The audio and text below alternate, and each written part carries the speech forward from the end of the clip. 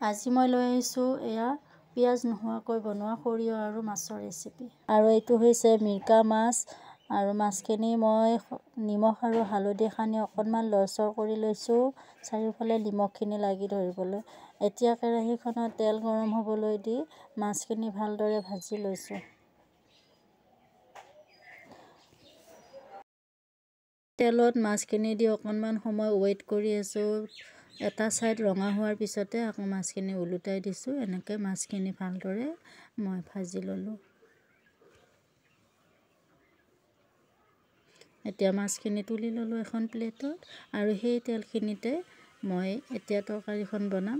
এইপিনে মিক্সি গ্ৰাইণ্ডাৰত দিছোঁ মই ধনিয়াৰ পাত দিছোঁ অকণমান বেছিকৈ, জিৰা 1 চামুচ দিছোঁ আৰু জালুক দিছোঁ কেইটামান, 5-6টামান হ'ব, আৰু 2টা কেঁচা জলকীয়া দিছোঁ। আজৱাইন দিছোঁ 1/2 চামুচমান।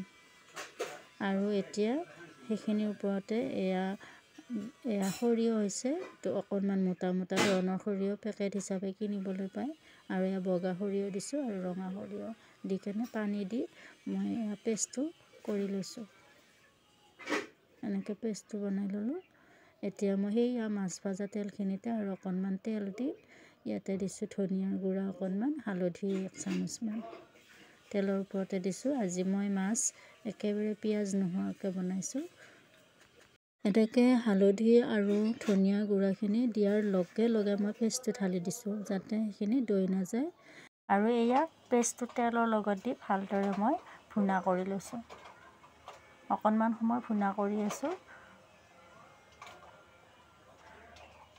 এনেকৈ লাৰি চাৰি দি, আৰু ইয়াতে মই এটা বিলাহী দিম, বিলাহীটো পেষ্ট কৰি থৈ দিছোঁ।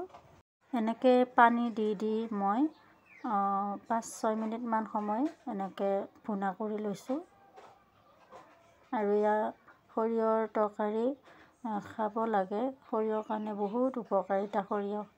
সেইটো কাৰণে প্ৰায় মই মাছ আনিলে মাছৰ লগত বনাই খাওঁ। আৰু এয়া ভুনা কৰা হৈ গৈছে। মই বিলাহীৰ পেষ্টটো দি দিছোঁ। বিলাহীৰ পেষ্টটো দি উঠি মই আৰু অকণমান সময় এয়া সৰিয়হখিনি ভুনা কৰি ল'ম। এনেকৈ ভালেমান সময় মই ভুনা কৰি লৈছোঁ। আগতকৈ সৰিয়হখিনি বৰ ধুনীয়া একদম থপথপীয়া হৈছে। এতিয়া মই মাছখিনি দি দিছোঁ। ভাজি থৈ দিয়া মাছখিনি দি এতিয়া মই আকৌ সৰিয়হখিনিৰ লগত উতলাই ল'ম। মাছ দিয়াৰ পিছত আৰু বেছি সময় নালাগে, যিহেতু মাছখিনি মই ভালদৰে ভাজি লৈছোঁ। সেইটো কাৰণে এতিয়া মই অকণমান পানী দি অকণমান জোল বনাই লৈছোঁ। এয়া তৰকাৰীখনৰ কালাৰটো অকণমান চেঞ্জ হৈ গৈছে আৰু খাবলৈ বহুত ভাল লগা হৈছে। এনেকৈ বনাই খাই চাবচোন সৰিয়হ তৰকাৰী।